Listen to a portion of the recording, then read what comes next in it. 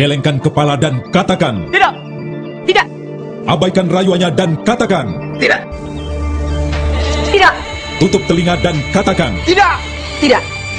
Partai Demokrat bersama SBY terus melawan korupsi tanpa pandang bulu. Bergabunglah bersama kami. Katakan tidak pada korupsi.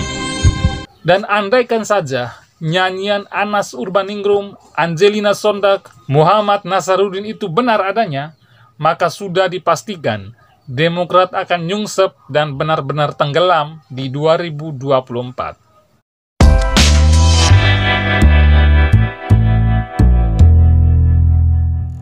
Akhirnya, Angelina Sondag, mantan Putri Indonesia 2001, sekaligus mantan kader Demokrat, dibebaskan dari penjara dan dapat kembali menghirup udara bebas setelah selama 10 tahun lamanya mendekam di balik jeruji besi akibat kasus korupsi dan suap Wisma Atlet Hambalang.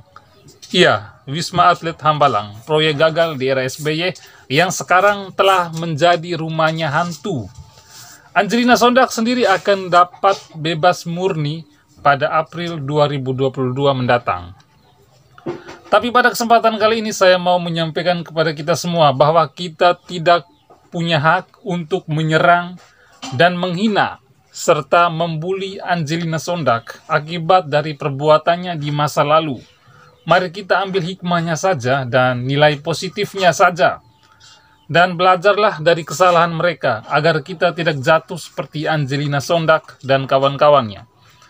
Dan untuk Mbak Angelina Sondag, selamat ya, sudah dibebaskan dari penjara. Sayangnya Mbak tidak bisa lagi terjun dalam dunia politik, apalagi menjadi anggota DPR ataupun menjadi pemimpin. Karena nama Mbak sudah masuk dalam daftar hitam masyarakat Indonesia sebagai mantan napi yang menggarung uang rakyat dan sampai memiskinkan rakyat. Kalau Mbak mau terjun dalam dunia tarik suara ya silakan. Dan semoga sukses jadi penyanyi. Nah, pemirsa Kanal Timur, untuk diketahui, Angelina Sondag adalah mantan kader Partai Demokrat, sekaligus anggota DPR RI 2 periode. Angelina Sondag mulai menjabat sebagai anggota DPR RI dari 2004 sampai 2009, dan dilanjutkan dari 2009 sampai 2014, sekaligus menjabat sebagai Banggar atau Badan Anggaran DPR RI. Di tahun 2012, Angelina Sondag terseret kasus yang melibatkan banyak pihak, seperti ada Anas Urbaningrum, Muhammad Nasaruddin, Andi Malarangeng, dan lain-lain. Dan mereka semua itu adalah kader-kader Demokrat. Dan mereka semua itu terlibat dengan kasus korupsi dan suap dalam proyek pembangunan Wisma Atlet tersebut pada tahun 2011.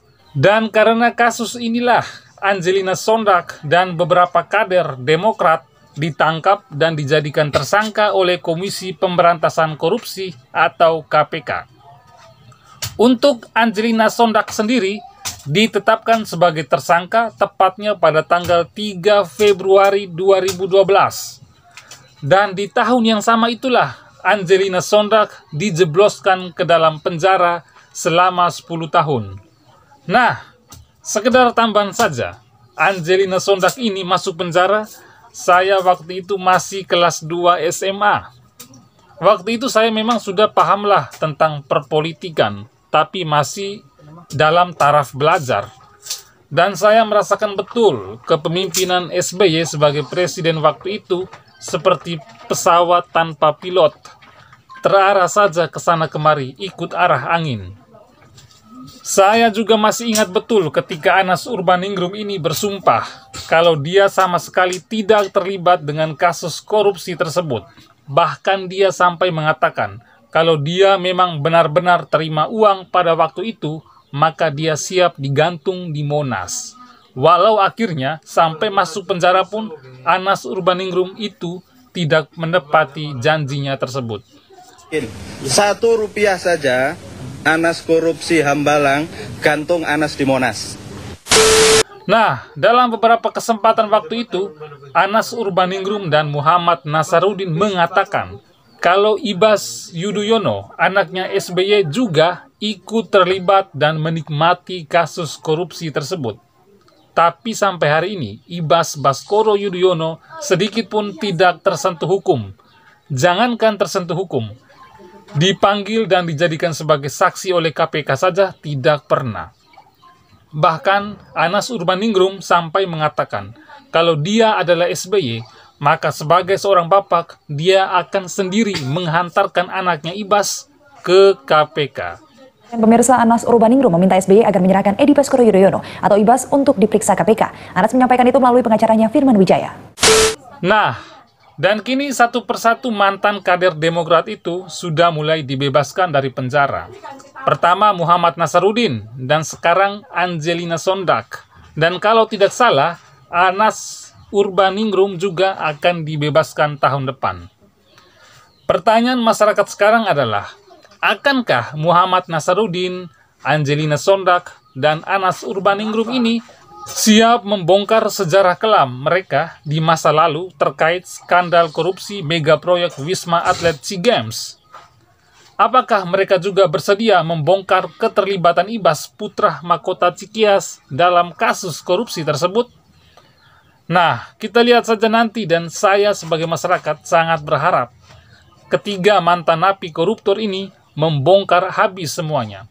Apalagi membongkar kasus ini pas bertepatan dengan pemilu 2024.